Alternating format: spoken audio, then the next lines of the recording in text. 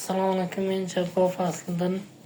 Denov tadbirkorlik pedagogika instituti xorijiy til va adabiyoti filologiya fakulteti 3-bosqich talabasiman.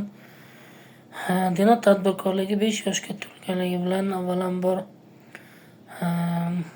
tabriklab qolaman.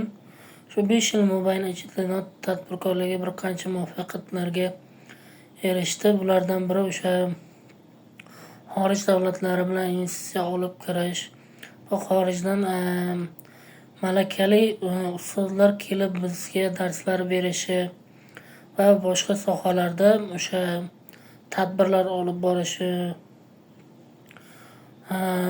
Misol uchun o'sha davlat tadbirlari o'tkazilib borilmoqda.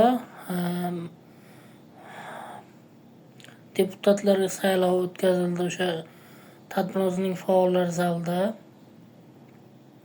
Keyinchalik esa Denov tadbirkorlik pedagogika instituti o'sha hozirgi kunda o'sha xorij davlatlariga talabalarning almashinib o'qilishi yoki xorij davlatidan Denov tadbirkorlik pedagogika institutiga talabalar kelib o'qilishi, Malayziyadan bir qancha talabalar kelib o'sha hozirgi kunda o'quv jarayonlarini olib borishmoqda va ular malaka oshirib, o'sha malakalarni keyinchalik o'sha o'zlarining davlatlariga, Malayziya shahriga borib, madaniyati O'zbekistonning ta'lim olish darajalarini farqlash orqali o'zlariga tajribalarni sinab ko'rish,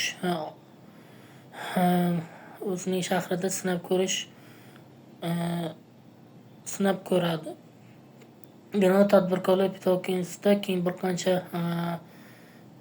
tadbirlar olib borildi. Bulardan biri o'sha bolalarning o'sha bilimlarini oshirish maqsadida zakovat intellektual o'yin, ya'ni mantiqiy savol-javoblardan iborat bo'lgan yoki zehnni oshirish yoki o'sha o'zlari yoshlikdan qiziqqan savol-javoblar shaklida, ya'ni kviz o'yinlar o'tkazildi. Unda bir qancha talaba yoshlar faol shakllanib, respublika bosqichlariga chiqib birinchi o'rinlarni olib kelinishmoqda va Denov tadbirkorlik pedagogika instituti hozirgi kunda 5 yoshga to'lgan bo'lsa, shu 5 yil mobaynida bir qancha zo'r natijalarga erishdi. Kamchiliklari ham bor. Bu kamchiliklari unchalik kamchilik deb bo'lmaydi, lekin ko'rinib ketishi mumkin. Kamchiliklari shu bolalar kitoblardan foydalanmasligi, o'sha institut ichidagi kitobxonalar bo'lsa ham ulardan kerakli shaklda foydalanmasligi, ko'pincha gadjetlardan foydalanib o'sha sog'liqlarni yo'qotib qo'yish natijalariga ham olib kelmoqda.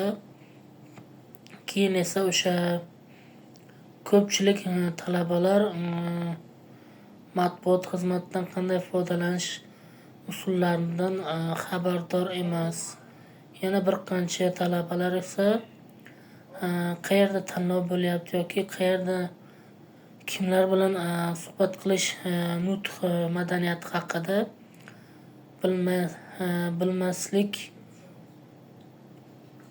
bilmaslik nimalari oshib bormoqda. Denov tadbirkorlik pedagogika instituti 5 yil mobaynida o'sha insonlar tomonidan hozirgi kunda bir qancha yutuqlarga erishib kelmoqda. Bulardan biri o'sha xorij davlatlariga borib talabalar o'qib kelish yoki malaka oshirish yoki o'sha bakalavriatni tugatgandan keyin o'zlarining ilm sohasini oshirish maqsadida magistratura institutiga kirish turlarini oshib borilishi ham bu katta yutuqlardan biri hisoblanadi.